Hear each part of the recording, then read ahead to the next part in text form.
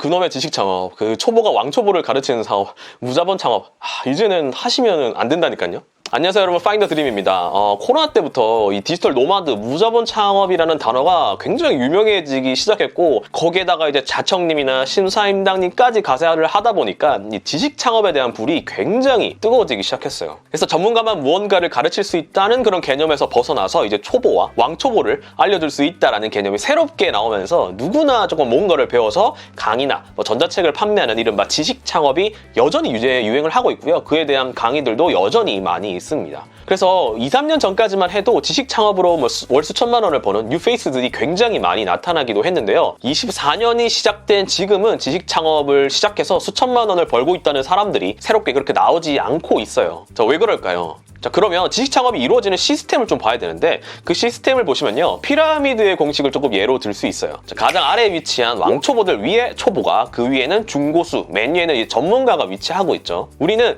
맨 아래의 왕초보의 영역에서 한 가지의 분야를 배워서 빠르게 초보 단계로 올라갑니다. 그래서 왕초보들을 위한 정보를 만들고 판매, 제공해야 되는데, 문제는 그 분야가 굉장히 한정적이다라는 거예요. 만약에 여러분들이 지금 당장 가지고 있는 능력이나 잘하는 분야가 없다라고 했을 때, 지금 당장 떠오르는 지식 창업 뭐가 있으시죠? 아마 블로그, 인스타, 티스토리와 같은 약간 SNS, 마케팅 채널 등이 떠오르시게 될 거예요. 이 지식 창업이 유행하기 시작한 단계에서는 이러한 지식 창업 주제들이 새롭게 떠오른 단계였기 때문에 초보들도 많이 없었어요. 고수만 많았죠. 그리고 초보가 왕초보를 가르친다는 개념을 모르는 분들이 많았기 때문에 초보들의 강의나 전자책이 허접하다는 사실을 알지 못한 채 구매를 하시는 경우들도 많이 있었어요. 그런데 이제 2, 3년이 지난 지금은요, 이런 SNS와 같은 지식 창업에서 그러한 개념들이 퍼져 나가기 이미 시작했고, 피라미드 가장 아래쪽에 있는 왕초보들도 이제는 어느 정도의 상품의 퀄리티를 따지기 시작했어요. 초보들의 수준을 가늠할 수 있는 수준이 되었다는 거죠. 그리고 어느 정도만 배워서 강의나 전자책을 바로 만들어버리는 경우도 굉장히 많아졌기 때문에 경쟁자들도 포화 상태가 되어버린 그런 상황입니다. 그래서 만약 여러분들이 지금 지식 창업을 하고 싶다라고 한다면,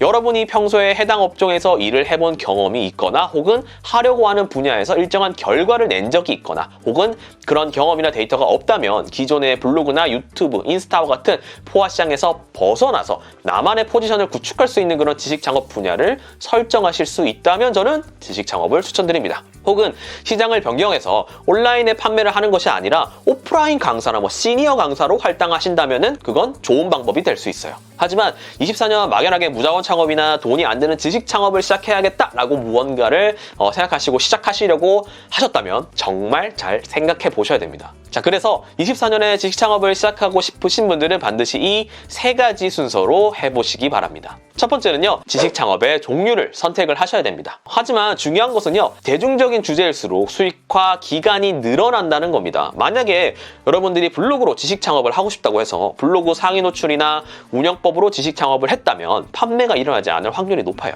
너무 많기 때문에. 이런 것들이 판매가 일어나려면요, 정말 여러분들의 일 방문자 수가 수만 명이거나, 혹은 여러분들의 강의를 듣고 수익화나 어떤 대단한 성과를 낸 사람들이 많은 경우여야 합니다. 그래서 그 결과를 얻기 위한 과정이 꽤나 길어요. 그래서 만약 대중적인 주제로 잡고 싶다면 그 주제 안에서 차라리 특별한 지식을 파는 것도 좋습니다.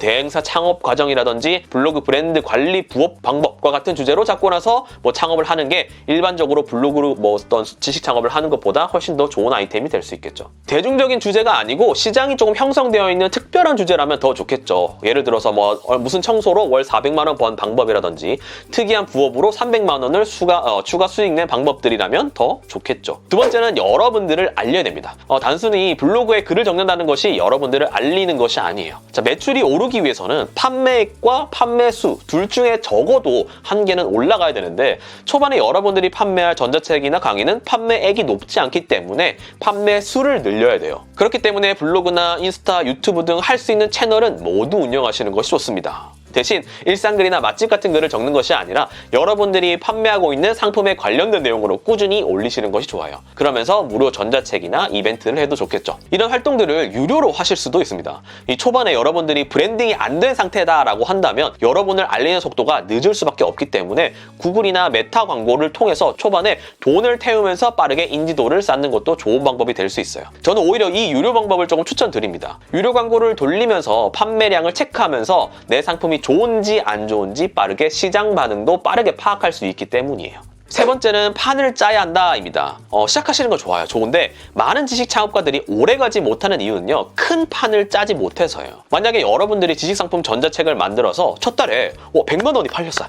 근데 그거는 초반 오픈발일 뿐 둘째 달에 100만 원이 팔릴지는 미지수예요. 그러다 보니까 많은 분들이 또 다른 지식을 배우려고 하거나 아니면 추가적으로 마케팅에 돈을 쓰고는 하는데요. 판매가 장기적으로 일어나지 않아서 오래가지 못하는 경우들이 굉장히 많이 생겨요. 그렇게 여러분들은 단순히 전자책이나 강의로만 생각을 하는 것이 아니라 그 이후의 고객을 어떻게 늘리고 기존 고객들은 어떻게 잡아놓을 것인지도 생각을 하셔야 돼요. 카카오 단톡방을 만드시던지 혹은 고가 강의로 이어지게 만드시던지 혹은 가격을 더 싸게 해서 일단 더 많은 고객을 유입시켜서 또 다른 상품을 팔 것인지 그리고 어느 정도 팔리면 어떻게 더 확장을 할 것인지에 대해서 어느 정도 생각을 해 두실 줄 알아야 돼요. 그래야 단기간의 수익으로 끝나지 않을 수 있습니다. 자, 이렇듯 무자본 지식 창업이라는 것은 시작하기는 누구보다 쉽기 때문에 많은 분들이 큰 돈을 들여서 초반에 배우시고는 합니다. 사실 지식 창업의 가장 큰 어려움은요. 초반 시작이 아니라 수익의 유지와 확장에 있다는 점 반드시 기억하시고요. 24년에 지식 창업을 준비하시는 분들이라면 이런 과정들을 꼭 참고하셔서 시작해 보시기 바라겠습니다. 최근에 지식 창업으로 시작하셔서 1,500만 원의 수익을 내신 대표님들도 제 수강생분들 중에 계시기 때문에 여러분들도 충분히 하실 수가 있고요. 너무 빨리 또 올라가자 하기보다는 천천히 여러분들의 브랜딩을 통해서 지식 창업을 조금 더 성공적으로 완성시켜 보시기 바라겠습니다. 저는 다음 영상에서 더 유용한 내용으로 돌아오도록 할게요. 그럼 안녕.